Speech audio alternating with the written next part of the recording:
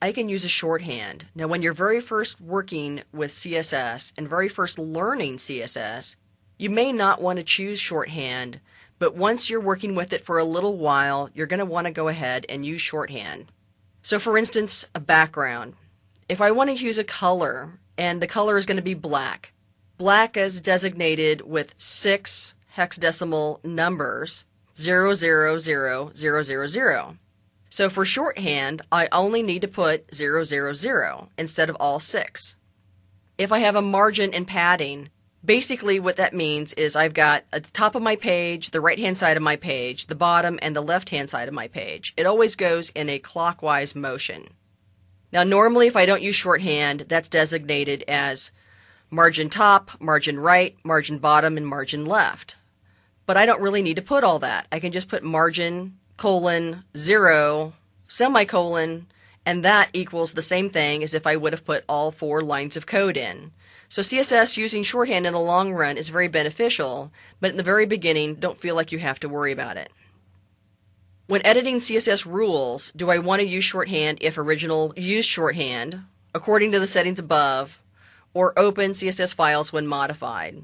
Really, that's totally up to you what you'd like to choose. The very last one is when double-clicking in CSS panel, edit using CSS dialog box, property pane, or code view. Again, that's totally up to you. Next category is file compare.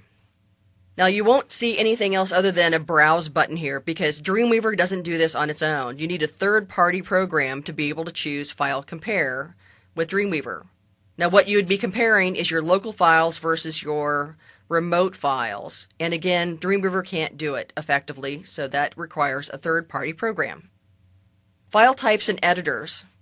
When looking at file types and editors, what I can open in code view. So for instance, do I want to see CSS files, TXT files, ActionScript files, etc.? Do I want to enable BBEdit integration? If I don't want to choose that, I can choose my own external editor.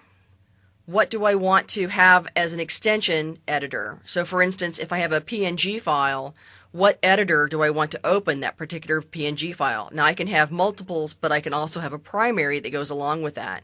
Same thing goes with my PSD files, my FLA files, etc. Font category. We really won't mess too much with this particular category because we're going to use CSS for pretty much everything inside of Dreamweaver. But the code view we'll take a look at is size 7 by default. That may be a little small, so we're going to change that to 10 points so that we can look at our code view and we can actually see what's going on a little bit easier. Highlighting. Highlighting really simply just lets me choose what color I want associated with, let's say, a library item. It's a pale yellow, and if I have trouble seeing that, I can always change the color. Invisible elements category. Here's where I'd like to make sure that we see our elements, such as line breaks, when we're working inside of Dreamweaver. So go ahead and click on line breaks. New document. How do I want my new document set up? Do I want it set up with an HTML? Do I want to set up with HTML?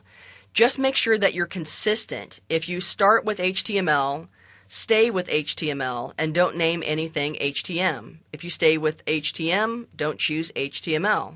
You won't get messed up that way. We have our document default type. So for instance, right now it's set at XHTML 1.0 transitional. But I also have everything from HTML 4.01 transitional all the way up to HTML5. Yes, I said HTML5. I get to choose my default encoding. How do I want my special characters?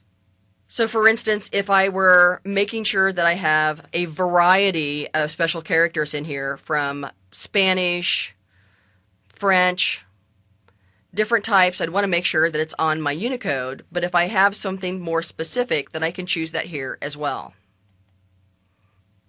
Preview in browser. So if you already have a browser like Firefox and Safari, both on PC and the Mac, if you have Explorer on the PC or even Chrome, you can make sure and have that put in your preview in browser preferences, and you can also choose a primary and a secondary browser here. Now the option below here where it says preview using temporary file, this is fairly important.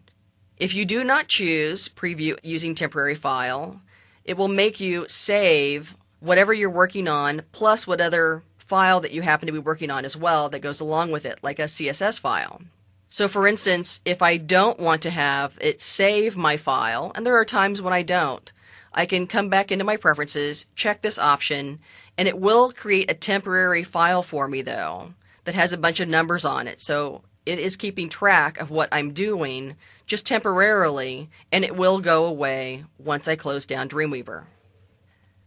My site category lets me choose what dependent files, what FTP connection, do I want it to be disconnected after a certain amount of time, and one very important thing is my put options. Do I want to have it save my files before putting? This can save you a lot of time in the long run. So let's say you have a file that's open. You're going to go ahead and take your file in your file panel and put it up on your server. Maybe you haven't saved. With this particular option, it will go ahead and save your file before it puts it on there, and it will save you lots of time. Status bar is just a way for you to make sure that you're targeting the right browser. So for instance, if I want to target a 1024 by 768 browser, I want my width to be right around 955 and my height to be right around 600 in my file to take in consideration all the little parts and pieces of your browser window. I can also make sure and choose the correct connection speed. So when I'm taking a look at the window itself and I'm seeing how long my file is going to take to download, that I'm choosing the correct connection speed so that I know how long that will take my user to load my page. Validator. What do I want to validate against? So we're talking about doc types here, and we'll get more into what doc types are later. So let's just change it to XHTML 1.0 transitional, and we'll talk more about this as we go along. And click OK.